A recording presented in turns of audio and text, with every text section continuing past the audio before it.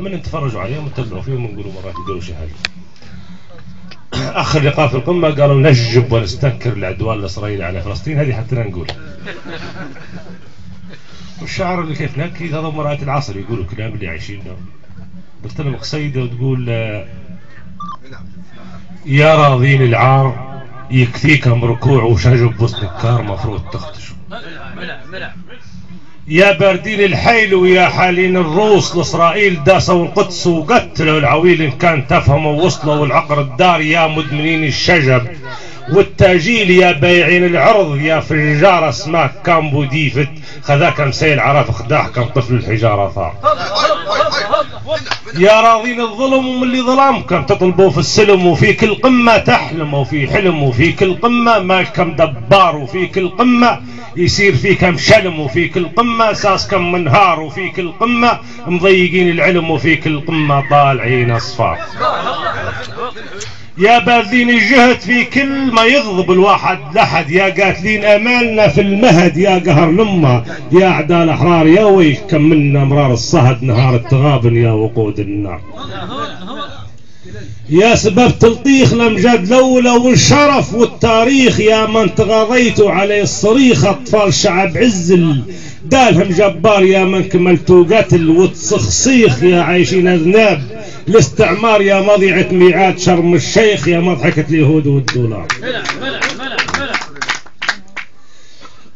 يا عايدين الكرة ويا حانين الروس 100 مرة فضحكم الواقع والجناح تعرى ووضحت الصورة ما هناك عذار لك من جاز ولا صنحتوا ضرة في عيون الأطفال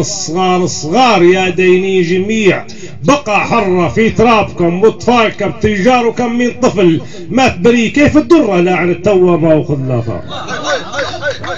يا قلال الهمة يا كبار لمة يا تعاسة لمة يلي امريكا لبست كم عمة ما ترقدوا ليلة بلا احتقار يلي التميتوا 12 لمة يقنع وينفع ويشفيه انصار كيف ما تجوها تطلعوا من القمة ما تزعجوا اليهود لا بقرار رخيص عندكم عرض الانسان ودمه هدفكم فلوس وجاه واستقرار تعبان وضعكم مخجل ومخزي تم ولاعن التونة وبكم مطار.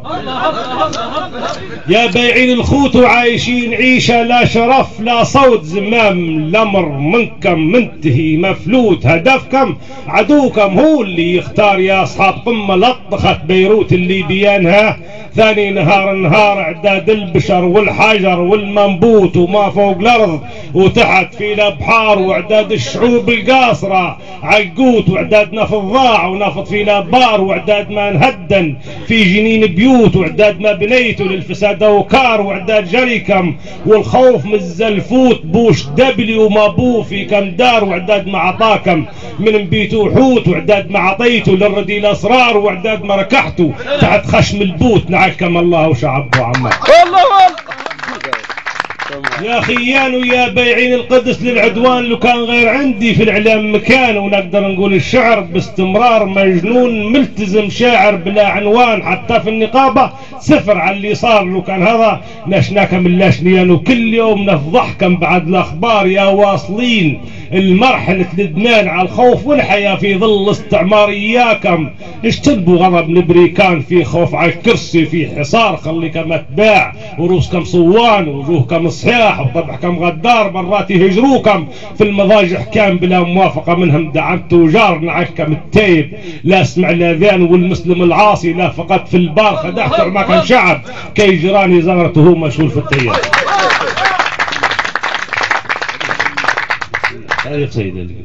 هذه قصيده بس.